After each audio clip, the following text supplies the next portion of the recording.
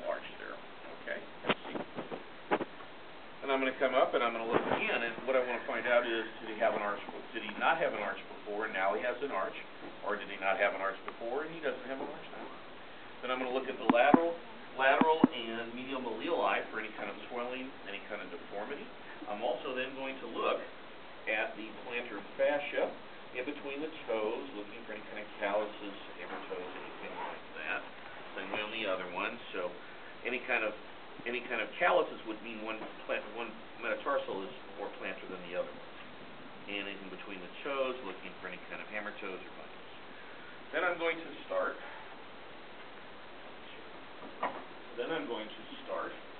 With the bony palpation, right? Is that next? So I would start with, and if I'm not, let me know. I think that should be it. Okay? So fibular head, coming down, palpating lateral malleolus, coming down. I'll usually come down, find it. Base of the fifth metatarsal. So you can do the same thing on the other side. Fibular head, come down, lateral malleolus, base of the fifth metatarsal. Immediately I start up a little bit higher, come down for the medial malleolus, Then I would come down and I palpate the metatarsal heads. Palpate, he doesn't have ticklish feet, right? Metatarsal heads. So it should be done with the bony palpation. Now we're going to go, turn around.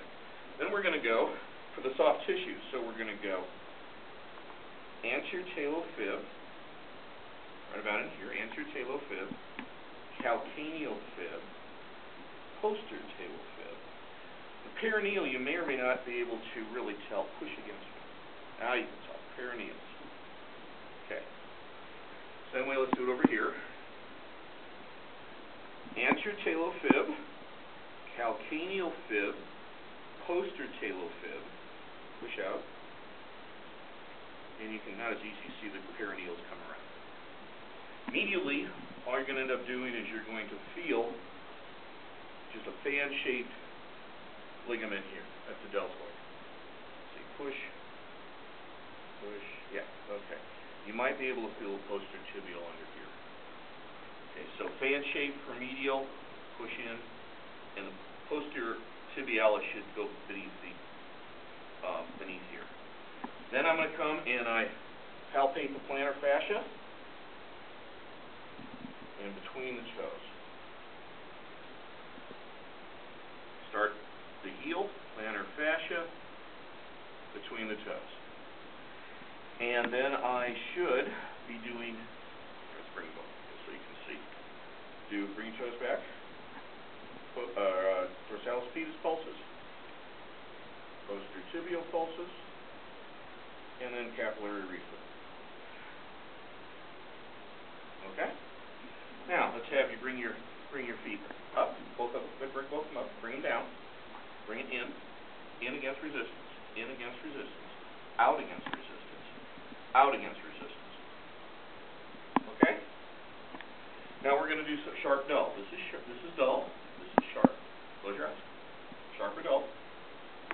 Sharp or dull. Sharp or dull. Sharp or dull. Sharp or dull. Sharp or dull. Okay, so L4, L5, and S-plane. That should be the rest of the exam. What did I miss? Achilles tendon. I did do that. Okay, so for the soft tissue after the posterior tibialis, I should go to the Achilles. Is that it? Okay, so after the posterior tibialis, then we go to the Achilles. Then we come down here. Correct? Okay, so I didn't miss that. And on the Achilles, I just start down low and I just palpate up to where the tendon, musculotendinal insertion, is where the tendon goes into muscle. Okay, that's where you're going to rupture. Is down low or upward inserts. Usually the ones I've seen are mid-substance. So we now have, go ahead and lie down on your tummy with your head up there. Carefully, please, I didn't bring the casting material. Okay, so Thompson test, right? Gently squeeze the calf, and the foot should go into plantar flexion. Okay? Okay, roll over, sit up. Then we do the anterior drawer, right? First, right? Yeah, okay. First we just have them relax it, stabilize the tibia, and then I usually put my hand this way. You can bring it this way, but you're going to bring the calcaneus forward. Okay? It doesn't have much play in it. Relax. None at all. A little bit there. Then you're going to do it again at 90. Bring it up to 90. Relax. Lay dead. Lay dead. Relax. Lay dead. I usually don't tell this to my 80-year-olds. I'm taking it for granted.